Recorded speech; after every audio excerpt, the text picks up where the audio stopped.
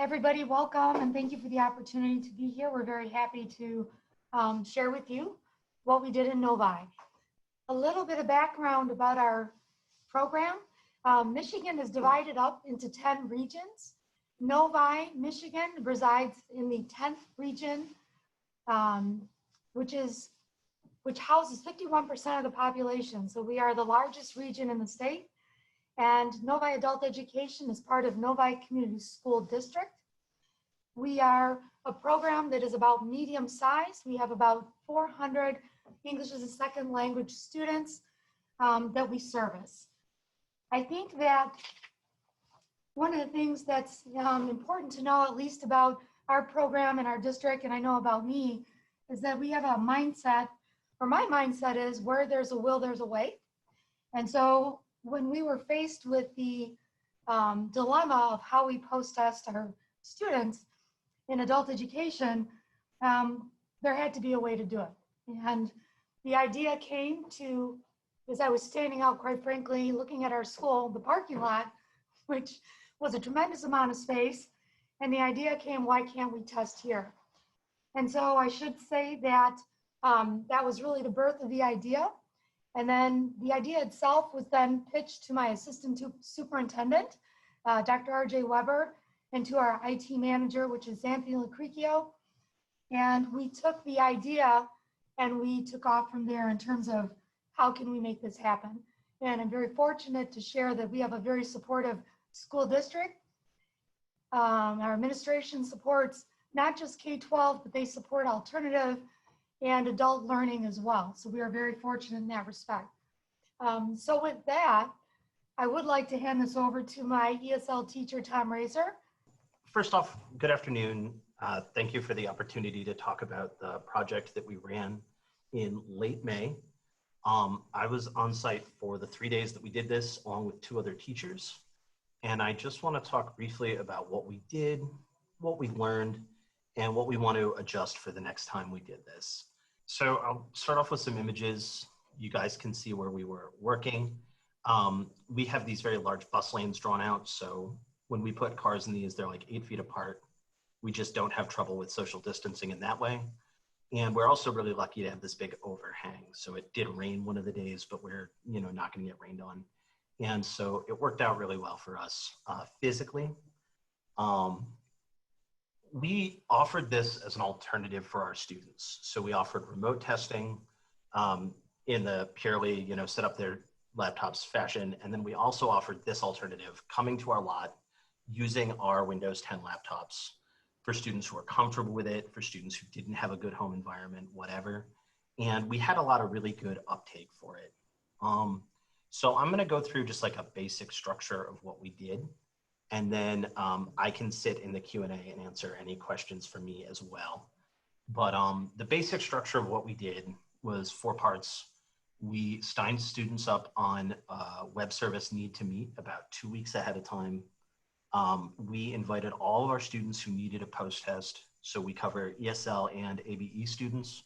We only ever give electronic tests, so all these posts would be electronic.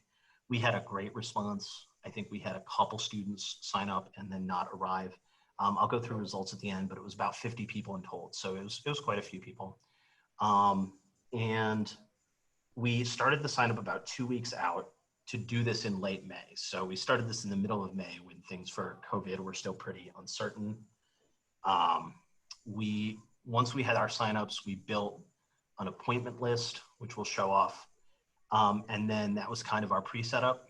We arrived that morning, we did some physical setup, and we'll go through our physical setup, packed it up each day. And that was kind of the loop we went on to do these 3 days of testing. So our digital setup was done through Need to Meet. Need to Meet is a web service. You email people a link. This turns out to be a huge benefit for us because we can put whatever we want in that email. So we put in there lots of information, no bathrooms because students cannot enter our building at that time. We didn't want anyone else in the cars because they cannot be in there while the students test. So like they have to go somewhere, they can't go in the building. It's a good idea to have people bring photo ID so you can confirm who these students are. because not every teacher knows every student. And so these are the things that we sent them to set up. Once that was done, this is the need to meet interface here. Once that was done, we were able to go onto our sheet. Need to meet is a good software for this. It's easy, it's free. The problem that we had is that it is designed for large groups or for like tutoring one-to-one. So neither design is really perfect for us.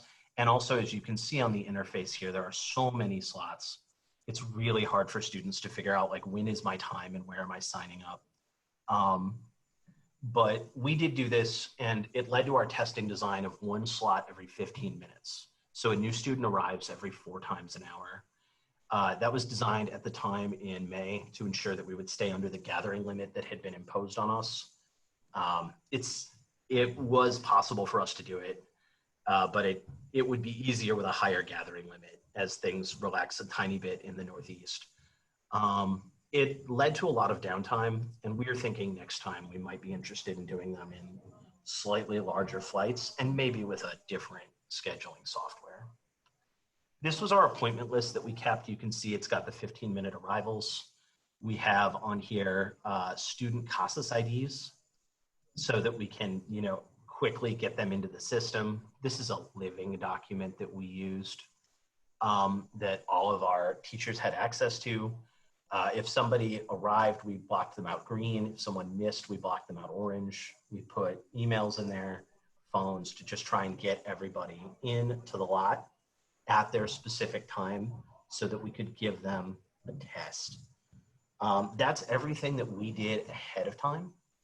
So once we had this all set up, we kept doing this, kept offering this until those days in May.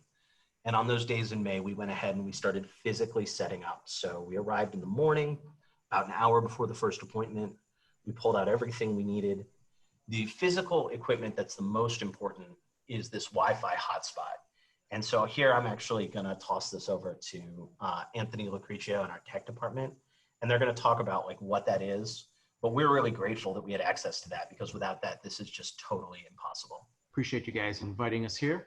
And basically what we did is a lot of, I was trying to figure out how other places were going to be handling testing in a crazy environment like this. And a lot of people were contemplating, oh, do you increase your signal from inside your access points or your Wi-Fi points, cause bleed out in the parking lot. And that just, we didn't want to even try to even test that. So what we ended up doing was purchasing an external Wi-Fi access point or an external AP that was specifically built to withstand obviously different weather conditions and ultimately to spread a rather large signal. And so what we did is for this to be a temporary item, we went out and we first looked at our security cameras, looked through all of the different views, and we noticed we had 2 cameras in front of our building where we could temporarily pull that down, use that port, just think of you're plugging in your internet cord, right, to get access. And in place, we installed this external AP unit. So this is by Meraki. There's actually a pretty large sale on them. So I don't know if any of your IT people can still look or not if they're interested. And so for under $1,000, we were actually able to have it installed. And that unit put out an extremely large signal. And Grayson can touch on that real quick. It was an immensely large signal. To the extent that I, from the access point, walked over a football field's distance away in both directions from the unit. I walked so far that I eventually reached the parking lot of a different school and still received full signal from this unit. Yeah, I believe he was able to stream a video. And, so granted, we did our homework, just double check the amount of people that could be on it. It was, over 60.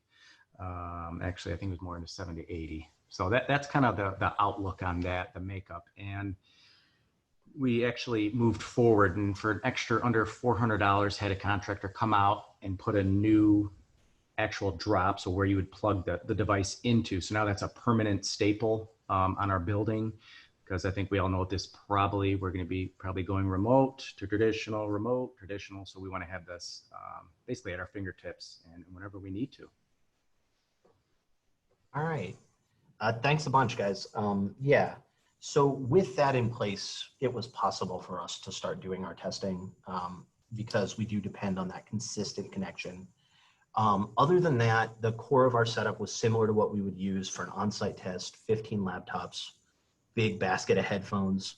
We're really fortunate that we have headphones sufficient to test like 100 some people at once.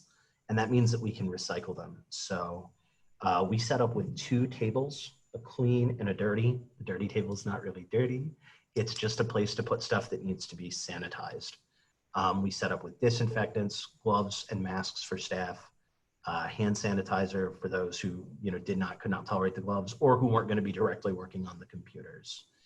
We also set up with half sheets with the students' test logins and which tests were needed. So because there are different students coming in, we want to make sure everyone gets the right test. We set everything up with the clean and dirty table separated. We had the idea that the staff work surface should be the dirty, so that what we're doing is we're just sanitizing everything there regularly.